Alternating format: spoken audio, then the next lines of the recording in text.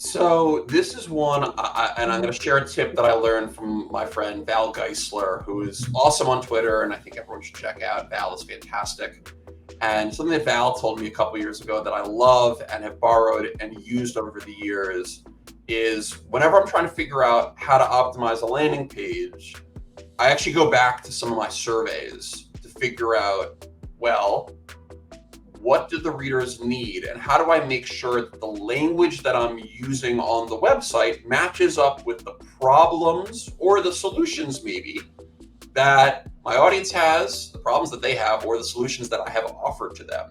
So over the years, as I've evolved the language on my landing page, pretty much every single thing that exists on the landing page that isn't a personal statement, hi, I'm Dan and I run this thing, pretty much everything else that exists on that page comes directly from feedback that I've gotten from readers through personal email replies or surveys. I actually, even in not a newsletter, after you've been on the list for about 2 months, I send you a survey and I say, hey, can you answer a couple questions? Want to make sure I'm building something that serves you. And there's a question in there around jobs to be done, which is this great format. I highly recommend doing some Googling later if you're not familiar with jobs to be done. It's a cool way to figure out, am I building something that serves a specific need, serves a specific purpose? And making sure that everything you do fills some sort of audience need. And so I ask readers, what do you rely on this Google Doc for? And I come up with a bunch of different choices, plus there's some open-ended feedback. And over the years, as I've evolved the messages for Not a Newsletter, that survey has been the number one way I've done it. This was really a tip that Val kind of pointed me in the right direction on.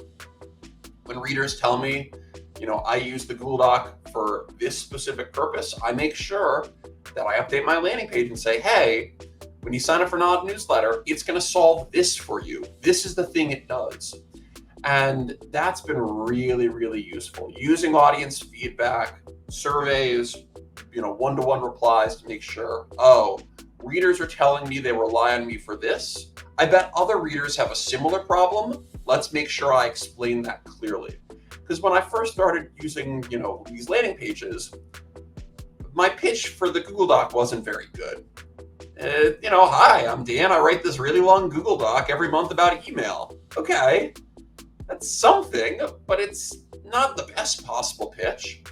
But as it's evolved over the years, focusing on, making sure you know the tools and tricks you need to get the most out of your email strategy, helping you identify other great opportunities for investment in your email program, case studies and learnings from experts in the space. Okay, now I'm starting to use better messaging, but it all ties back to, this is what the surveys are telling me. The existing audience says they like this Google Doc because of X, Y, and Z reasons.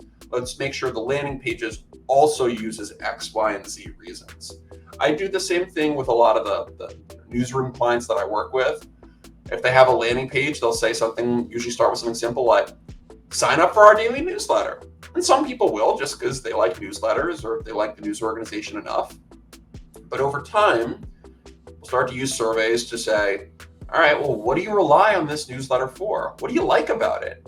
And then if readers, a great example of this, I worked with a newsroom in Canada. They launched a weekend guide. Every weekend, they say, here's 5 things to do in town. And we put it out there and we got some signups, and then we surveyed the audience and went, well, why do you read this thing? What do you rely on it for? What do you like? We came up with a bunch of different options around why people liked this newsletter. Was it because you were looking for restaurants to check out? You wanted family-friendly activities? You're really interested in arts and music?